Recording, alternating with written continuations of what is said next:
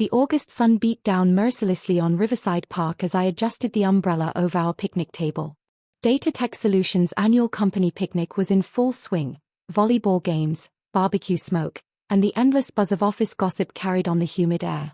I smoothed my simple sundress and watched my husband Kevin flip burgers at the company grill, his Datatech polo shirt already soaked with sweat. After 2 years of marriage, these corporate events still felt like walking through a minefield. Well, look who decided to show up. I turned to find Melissa Crawford, Kevin's supervisor, approaching with her usual entourage of office politics enthusiasts. Her perfectly styled hair and designer sundress screamed, "I make 6 figures and want everyone to know it." "Hello, Melissa," I said politely, rising from the picnic table. "Beautiful day for the picnic." "It certainly is." Her smile was sharp as broken glass. "Though I'm surprised to see you here. Don't you usually have to work weekends?" The dig was subtle but pointed. For 2 years, Melissa and her circle had maintained the fiction that I worked some menial weekend job to help make ends meet. The truth was far more complicated, but my cover story required me to appear financially struggling. "I managed to get the day off," I replied simply. Janet Walsh, the office manager, sidled up with a knowing smirk. "That's so sweet of your boss to be flexible. What is it you do again?" "Retail." Before I could answer, Brad Morrison from accounting joined the circle. "I heard she works at one of those payday loan places. You know, taking advantage of desperate people." The group tittered with cruel laughter. My hands clenched involuntarily, but I maintained my composed expression. "Something like that," I said quietly. "Well, we all have to start somewhere," Melissa said with false sympathy. "Though I can't imagine Kevin's salary is enough to support both of you. That insurance policy must be a real comfort." My blood ran cold. "Insurance policy?" Janet leaned in conspiratorially. "$1 million life insurance policy at his age? That's quite an investment for a newlywed couple." The circle of co-workers nodded knowingly. Brad chuckled. "Smart planning, if you ask me. Cover all your bases." "What are you implying?" I asked, though I already knew the answer. Melissa's mask of false politeness finally slipped. "Oh, come on. We're all adults here. There's the gold digger," she said, gesturing toward me with her wine glass. "Young, pretty girl marries older man with a steady income and excellent life insurance benefits." The group erupted in knowing chuckles. Several other Datatech employees had drifted over, drawn by the promise of office drama. "She married him for the insurance money," Janet announced loudly enough for nearby tables to hear. "It's obvious." I looked across the park toward Kevin, who was laughing with his co-workers at the grill station. He was completely oblivious to the character assassination happening 20 feet away. "That's a terrible thing to say," I said, my voice steady despite the rage building in my chest. "Is it though?" Brad asked with mock concern.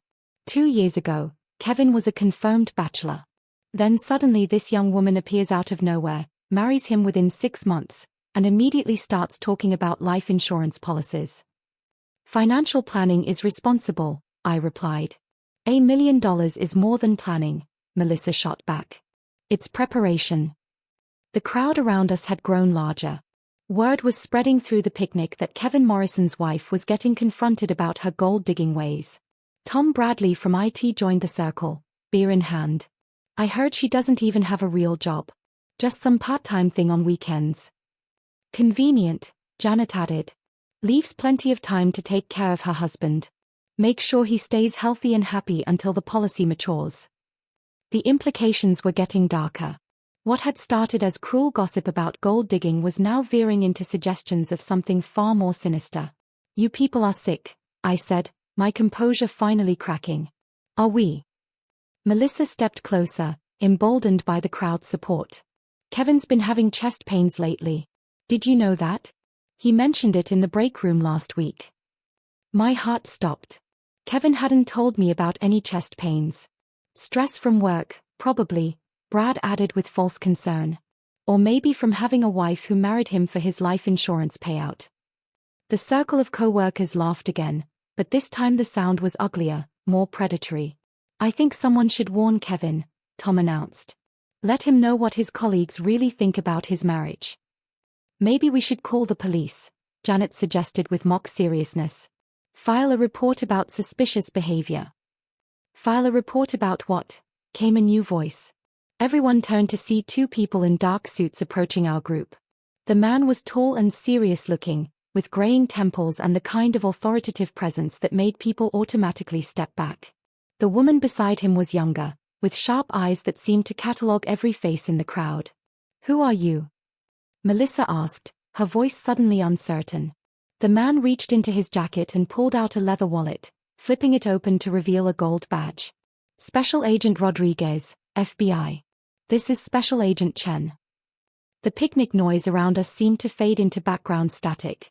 Several co-workers took instinctive steps backward.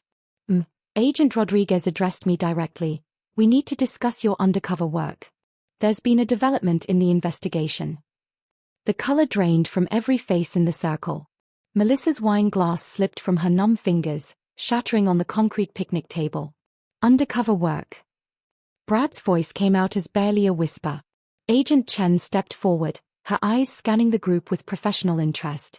I'm sorry, we didn't realize Mrs. Morrison was surrounded by civilians.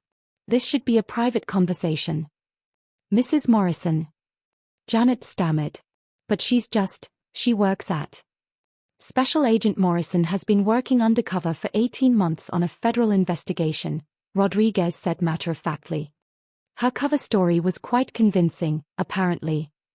I felt a mixture of relief and professional pride. 18 months of building this identity, of enduring their cruel assumptions and whispered insults, was finally over. Agent Morrison, Chen continued, we've received confirmation that the money laundering operation has been fully documented. Your work with the financial surveillance team has been exemplary. Melissa was staring at me like I'd grown a second head. Money laundering? Financial surveillance. Agent Rodriguez nodded.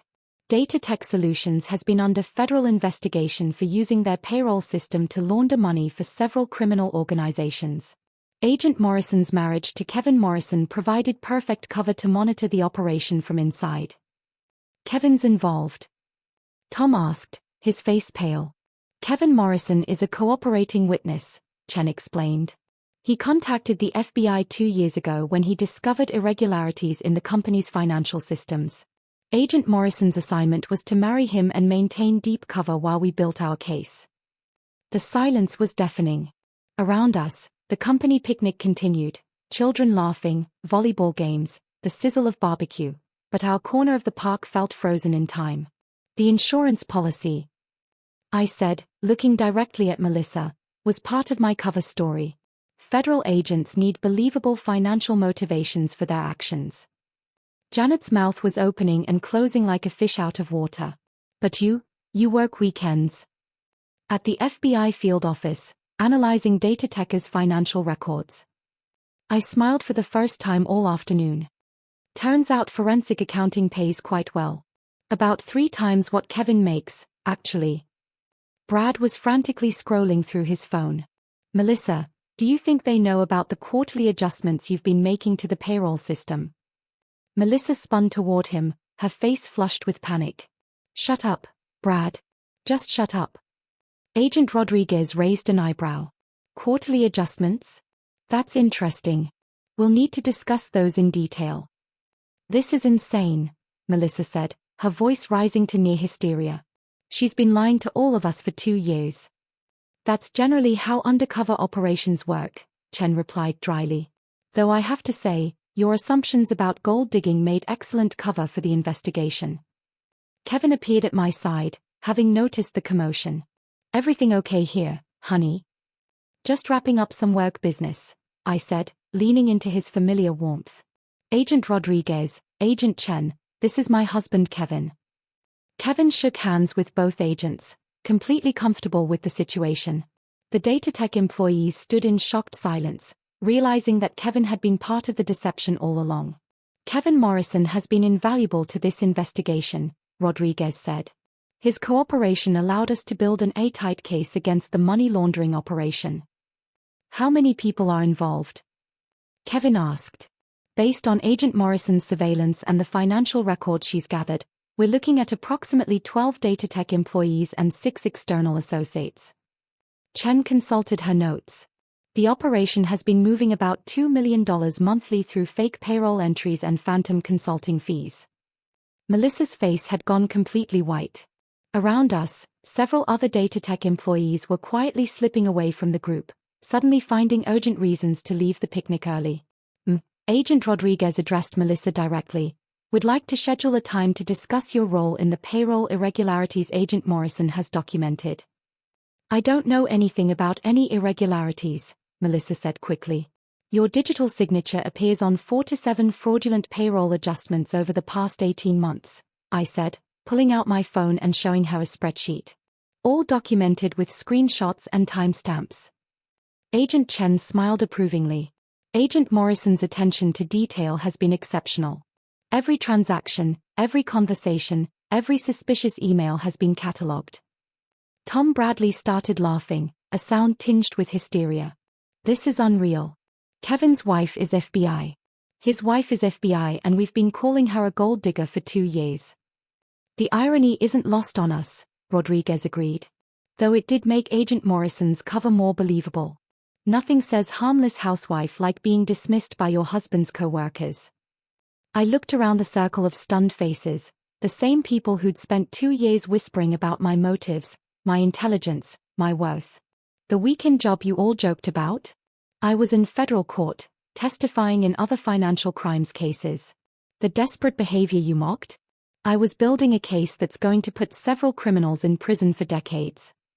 Kevin squeezed my hand proudly. "She's been working 7 days a week for 18 months to make this case bulletproof." "And now it is," Chen announced. "Agent Morrison, you'll be reassigned starting Monday. The Datatech investigation is complete." Melissa found her voice one last time. "What happens to the company? What happens to our jobs?" "Datatech's legitimate operations will continue under new management," Rodriguez explained. "Employees who weren't involved in criminal activity have nothing to worry about." He paused meaningfully. "Others should probably consult with attorneys." As the FBI agents walked away with promises to schedule follow-up interviews, I was left standing with the same group of co-workers who'd spent the afternoon calling me a gold digger and insurance scammer. The silence stretched uncomfortably until Janet finally spoke. "So, you're really FBI?" "Special Agent Morrison, Financial Crimes Division." I smiled and picked up my purse. And for what it's worth, the life insurance policy was Kevin's idea. He thought it would make the cover story more convincing. Kevin grinned. "Turns out having an FBI agent for a wife comes with excellent benefits. Who knew?" As we walked away from the stunned group, I could hear frantic conversations breaking out behind us. Phone calls to lawyers, panicked discussions about payroll records, and the growing realization that their cruel gossip had been overheard by a federal law enforcement officer for 18 months. "Think they'll figure out that half their jokes were technically confessions?" Kevin asked quietly. "Eventually," I replied. "Though by then, it won't matter.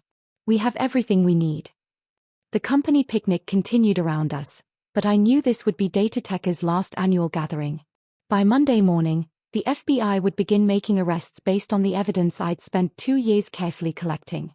And the co-workers who dismissed me as a gold-digging insurance scammer would finally understand that sometimes the person you underestimate is exactly the person you should fear most.